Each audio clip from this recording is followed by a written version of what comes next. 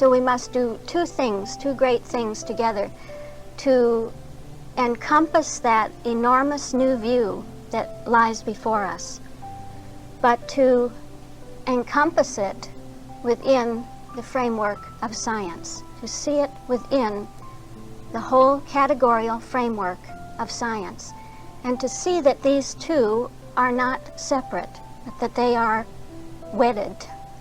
The bigness of the idea, the newness of the idea, the greatness of it is one with the structure of science, the structure of being itself. And she goes further that the strong language of our Master confirms this description. And she's already shown us an example of that, to hew down the fruitless tree, to say to Peter, "Thou art an offense unto me." These are things we don't like to say to people. Do you ordinarily meet your neighbor and say, "Thou art an offense unto me"?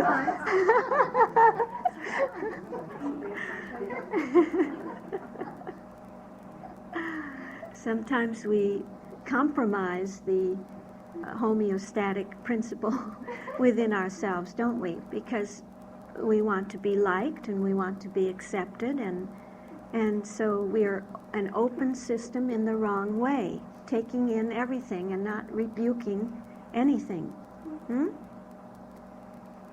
To be a balanced open system, a scientifically open system, these regulatory principles must be our organization. We must be organized. We must have a consciousness that's organized in that form.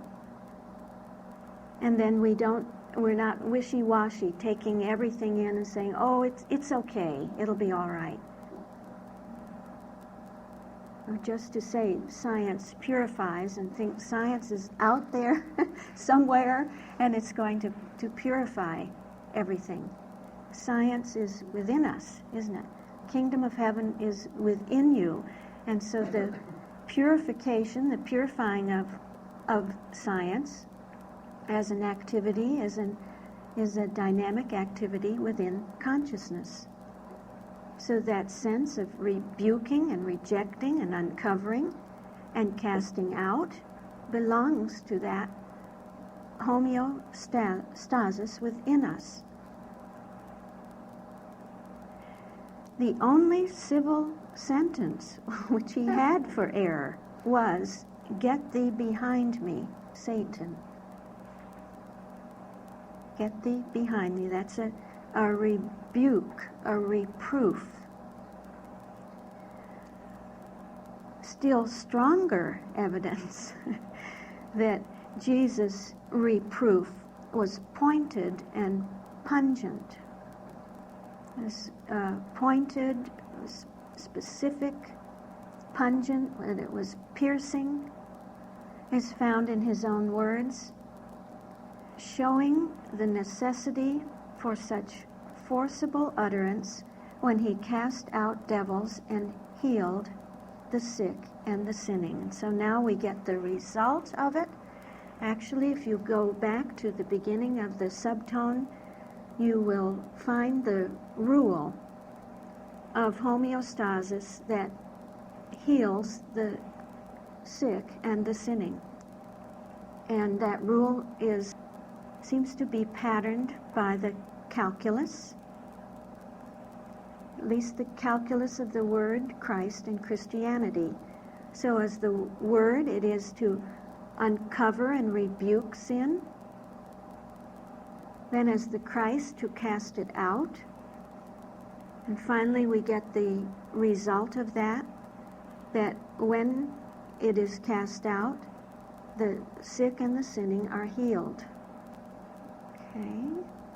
It's all about the workings of the level of Christian Science. And that she says that, yes, and now that final statement, you see, that the relinquishment of error through that method to go with that process, to go with that method, deprives material sense of its false claims. It just disappears. It is deprived of its false claims as we are restored to the standpoint of our principle. So we come to soul as love, and it is the further test, the test or the temptation from the standpoint of love is just to be satisfied, self-satisfied with one's own sense of ecstasy about the situation, the emotional elevation within us, as though these were indicators in and of themselves of being reformed. So we come to the attractor in the main tone of soul. And it seems to have the accent more on the positive feedback, on the homeoraisa. We get the conclusion of the third main tone, and we get a link to the fourth main tone, the fourth subject, the fourth prayer. So soul as love is that the prayer of spiritual sense and of the perception of God's requirements makes us Christians, turns us into that dynamic, steady state that will bring us to equifinality. That is the state of a Christian, indicating that we are, by adhering to the rule of soul, which means to go back to mind and spirit and soul, as a steady state, we are becoming something more. We will become what the fourth subject shows us, the fourth prayer. We are becoming a dynamic, self-organized system. So that is all coming together here, working together in the subtone of love. Audible prayer is impressive. She's giving now the opposite. She's saying, all right, yes, audible prayer. Here we are back to your wordy, verbal, wrong sense of praying outwardly only, outwardly with no consistency inward, that there's no identity between the inward and the outward. And she says, this is impressive, humanly impressive. It gives momentary solemnity and elevation to thought. Momentary, just for the moment, you might get up there. But does it produce any lasting benefit? And I hear soul and I hear love, with that lasting, any lasting benefit to it? Looking deeply into these things, not superficially, but deeply into them, we find that a zeal not according to knowledge, that zeal, a zealousness can be either good or it can be not good. When is it good? When it is according to knowledge. This means that zealousness of soul, that zeal of soul, is good when it is according to mind and spirit, according to knowledge, according to the knowledge, the information, the intelligence, the wisdom of mind and spirit. But a zeal not according to knowledge, that is to say, if you are zealous, if you think you are a state of reformation and you haven't even adhered to the to the course of reformation, then this gives occasion for what? For reaction unfavorable to spiritual growth. Oh, that is so beautiful. You know, they say a catalyst is a reaction agent. I actually define a catalyst as a reaction agent. Is that right?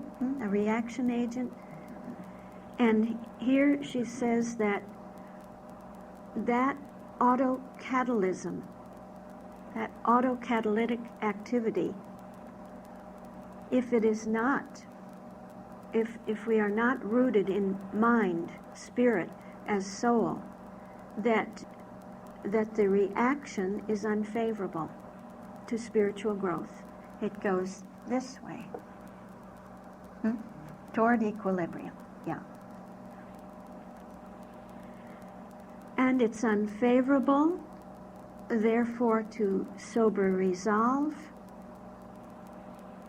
a soul sense, and a wholesome perception, touch of mind, of God's requirements. So you have mind, spirit, and soul there, but what I think is so beautiful is what she says about that reaction, that the reaction agent of spiritual growth, that catalyst, is working only as you stay in the cybernetic round of mind, spirit, soul. Then it continues to work and work and work and work. It doesn't stop working because we have finished looking at the tone of spirit, where that was the focus. It's the focus. But the whole system is nonlinear, and everything is going on at once. Everything is going on all the time. So that when I come to soul and take up the issue of the regulatory principles within me, that autocatalysis still keeps going, is still going on. Because when I come to the standpoint of soul, soul is mind and spirit. When I come to principle, principle is mind, spirit, and soul.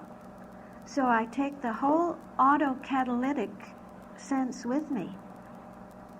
It's always there. The autocatalysis is always going on and growing and growing and growing in complexity. So you hear that with every new subject, we actually see the complexification of the system of consciousness. With every new subtone in every new subject is more complexification, higher order, greater understanding. It's the dynamic of the system that is continually moving forward according to what they call the arrow of complexity.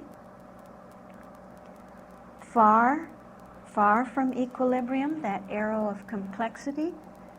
And as we go the way of that arrow, we take everything with us that we are. We take the whole nature with us that has been complexifying within us. Okay, so the motives for verbal prayer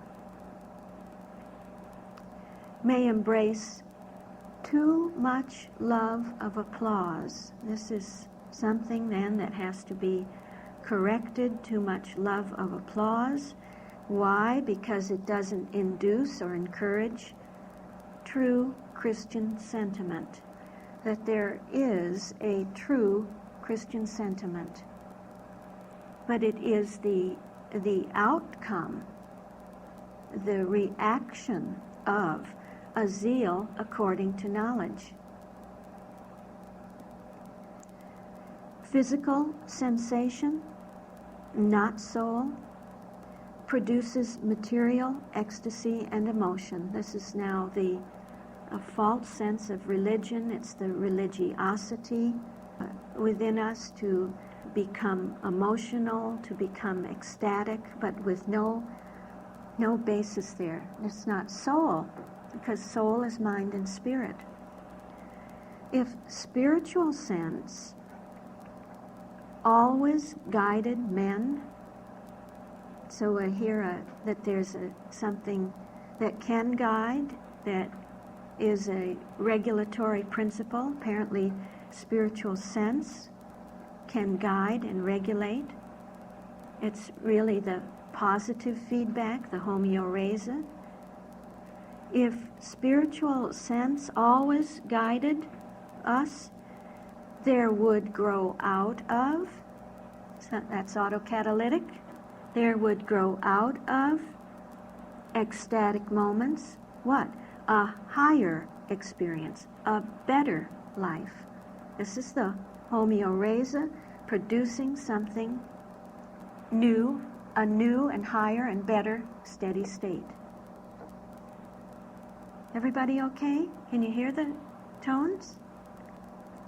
With more devout self-abnegation and purity. You hear it's a comparative sense, but comparative in going further, in advancing, higher, better, more devout, purer. The outcome on the level of Christian Science of the homeoraisa, feeding in. A self-satisfied ventilation of fervent sentiments. So she contrasts that spiritual sense, the sober resolve of spiritual sense, with its opposite, self-satisfied ventilating of fervent sentiments, which she says never makes a Christian. Apparently, spiritual sense is making a Christian, is the making of a Christian. So how do we make a Christian? How do we become a Christian? That's all brought to its essence in soul as love. God, divine principle, love, divine science, is not influenced by man. Just a reminder, just to remind us, we do not fluctuate God. God fluctuates us. The divine ear is not an auditory nerve. The divine ear is not a corporeal ear, a corporeal auditory nerve. What is it that hears you, that knows, that is all-knowing, that knows what the course is, what the goal is, how to effect the stability of that course toward the goal? It is the all-hearing and all-knowing mind, to whom each need of man is always known. See, the goal is to become the Christian. The goal for us is to become a Christian. And that is beginning to crystallize in soul. We will see that it reaches its equifinality in love. So that is the need of us, and it is always known by the divine mind, and it is being supplied by the divine mind. Isn't it beautiful?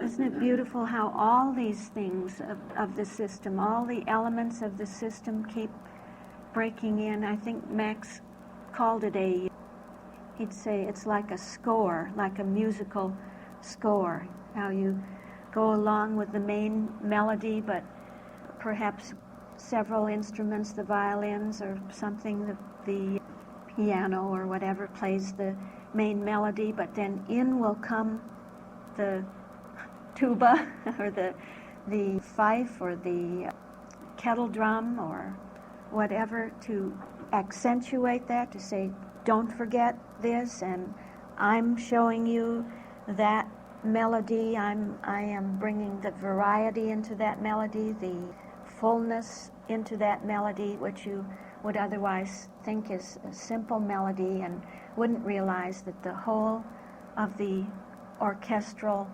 possibilities are there to support it, and that the whole of music lies behind it.